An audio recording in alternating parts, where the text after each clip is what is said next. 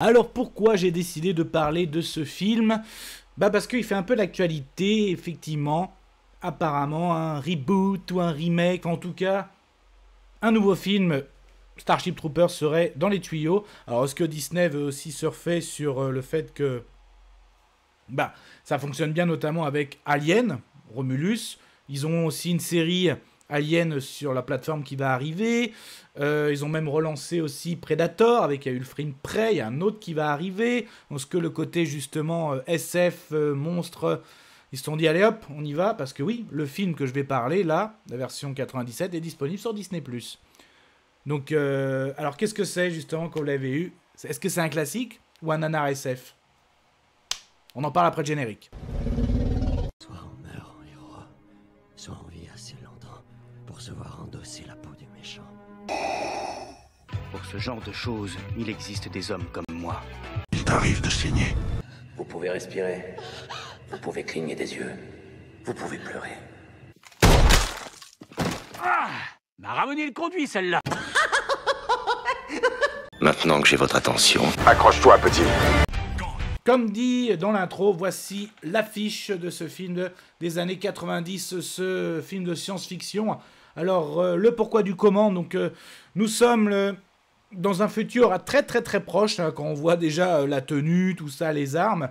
Mais en gros, dans cet univers, on va dire qu'il y a le peuple de la Terre et un autre peuple, les arachnides, donc en gros des insectes très évolués, et qu'il y a une guerre, un conflit entre la Terre et justement, parce que quand ils envoient un astéroïde, et donc, des astéroïdes ou des météorites peuvent parvenir de l'univers, de cet univers, et en gros ces parasites sont vraiment un danger, un très grand danger. Donc la Terre a fait que son armée, oui, qui protège la Terre, donc tout le monde peut y participer. Comme il dit, quand tu t'engages, tu deviens un citoyen de la Terre, et tu es avantagé aussi, forcément. Et donc, tout ça, on va avoir 3 de nos personnages, donc à savoir Johnny Rico, donc joué par Casper Van Dien, qui lui va choisir l'infanterie, même si au début ses parents sont pas trop pour. On y va même pour un côté amour, même si à un moment, durant ses manœuvres, malheureusement, notamment les manœuvres à balles réelles, il a tué un de ses d'anciens camarades, oui, parce qu'il l'a tué. Il décide même, il accepte la punition de partir, sauf qu'à un moment, des météorites vont s'abattre sur la Terre, et notamment Buenos Aires où il est d'origine, donc sa famille potentiellement est morte, donc en fait il refuse sa démission, même si le côté officier, tout ça l'aide un peu, et il va se rendre au conflit, il fait partie de l'infanterie. Donc il a aussi une amie, donc Dizzy, voilà, jouée par Dina Meyer. Donc elle aussi, elle rejoint à l'infanterie, ils vont même avoir une histoire amoureuse.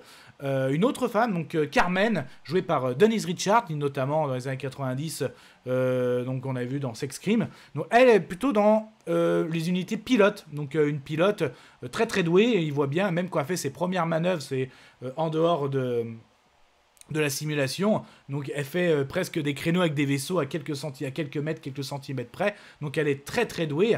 Et enfin on a Carl, joué par Neil Patrick Harris, et oui, celui que vous connaissez peut-être en tant que Barney dans How I Met Your Mother. Lui il va plutôt dans le côté scientifique, une unité scientifique de l'armée. D'ailleurs après il a un uniforme, on dirait un nazi quoi, donc lui il va plutôt étudier justement ces arachnides. Donc voilà un petit peu nos 3 personnages qui à la fois se séparent et qu'on revoit sur la fin. Alors pourquoi nanar?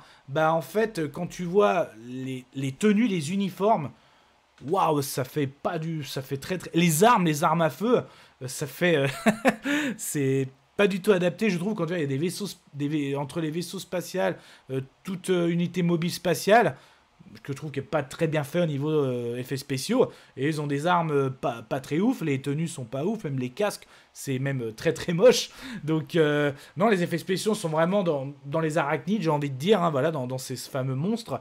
Donc il dure 2 heures, la première heure c'est vraiment tout ce que je viens de vous raconter, on pose les bases, on présente le personnage, on présente le contexte, beaucoup aussi des vidéos de propagande pour recruter avec, t'es un moment quand tu les vois, limite ils font ça, ils abattent quelqu'un, et voilà, ça fait très très cheap. Donc par contre après l'autre heure, là après que le météorite, l'astéroïde, plusieurs s'est abattu sur Terre, où là vraiment ils vont au conflit, ils y vont. Ouais, là il y a quand même il y a le côté très gore, je pense que c'est le point fort. Voilà, les arachnides, ils y vont pas de main morte. Ouais, il y a des membres arrachés, des gens broyés. Même à un moment, ils attaquent même dans l'assaut final. Ils attaquent les vaisseaux ils explosent. Donc t'as même une commandante qui se retrouve broyée par une porte. Voilà.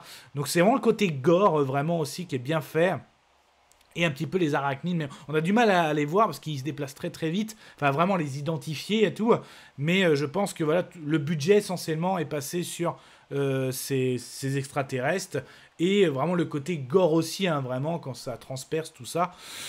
Donc je pense que si jamais il faut un reboot ou un remake, je pense qu'il faut garder ce qui a marché, donc le côté gore, le côté, voilà, les arachnides, vraiment, ça va coûter, je pense, des milliers de dollars au niveau effets spéciaux, parce qu'aujourd'hui c'est encore beaucoup plus cher.